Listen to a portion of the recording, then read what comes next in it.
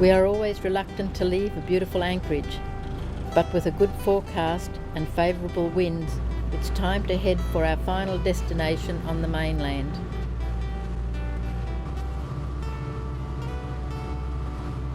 We motor out into a flat sea as we make our way to the bottom of Wilson's Prom.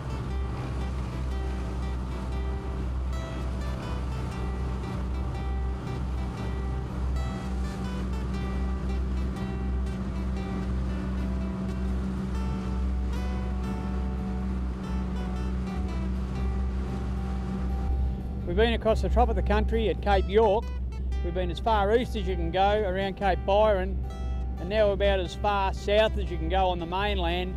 We're just rounding Southeast Point.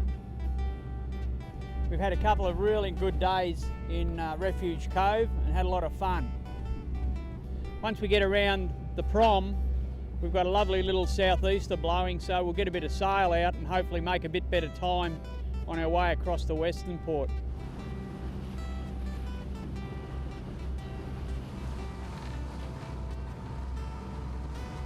We have 80 nautical miles to travel to Cape Woolamai on Phillip Island, and there's not much assistance from the wind as we leave the Glennies and head to Cape Liptrap. After lunch, the southeasterlies fill in, and Peggy Ann is now making 7 knots. We are soon under Cape Woolly and back in Western Port.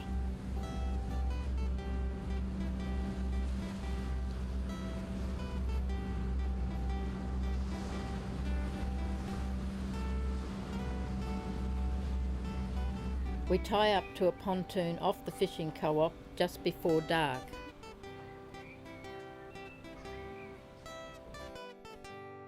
The next morning we checked with the harbour master about staying for a couple of weeks.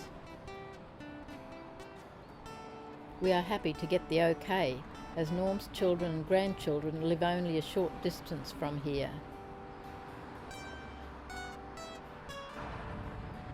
It will be great to spend some time catching up while awaiting the birth of another grandchild.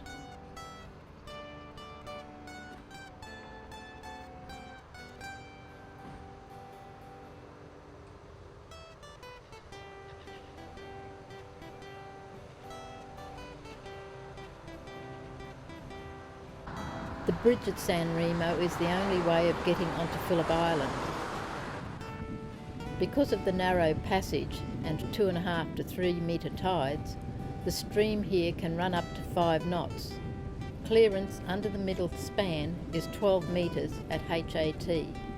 Although the fishing fleet is depleted compared to earlier times, the co-op still operates, sending their produce to Melbourne markets.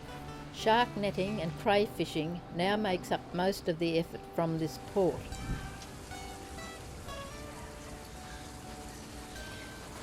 The crew of Hootman displayed their catch as they unloaded and have nearly reached quota.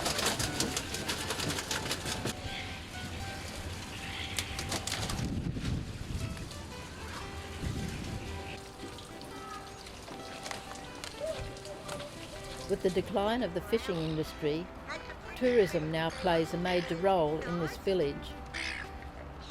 Daily pelican feeding attracts hundreds of visitors at around lunchtime.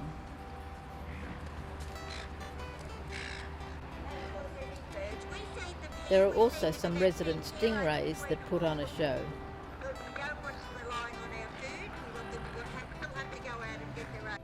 Phillip Island is famous for its penguin parade, Grand Prix track, and the fur seal colony at Seal Rocks. A bonus for us is getting a loan of a work van from the kids, which allows us to look around. So we spend a day taking in the sights on Phillip Island. At Rill, there is an anchorage and jetty, and a new floating pontoon to accommodate short-term berthing is being constructed.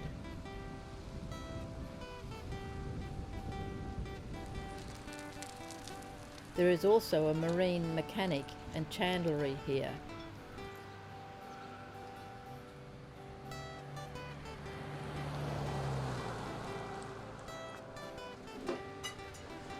coffee was great too.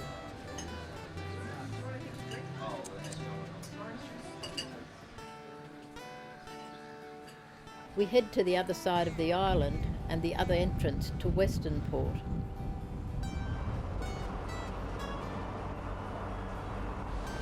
Behind me is the western entrance to Western Port.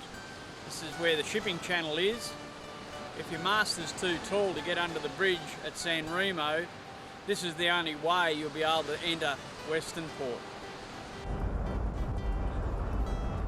A bit further down the coast and we pass Cat Bay, a favoured surfing spot and a great anchorage if riding out southeasterly weather.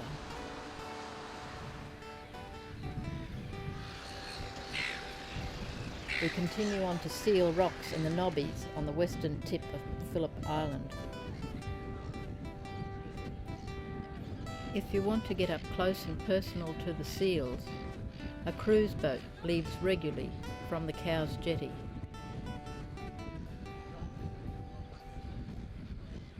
Well, we've been in San Remo for 4 weeks now. It's been a great spot. We've had really good facilities and good access to everything. Our grandchild's been born, we've had Christmas with the family, and for the last week we've been looking for some weather to head down to Tassie. We've had a pretty constant and very strong southwester blowing for the last 3 days. But tomorrow looks like it's going to go round to the east and then the north, and that'll be ideal conditions for us to head down to King Island. So the next time you catch us, we'll be in Tassie.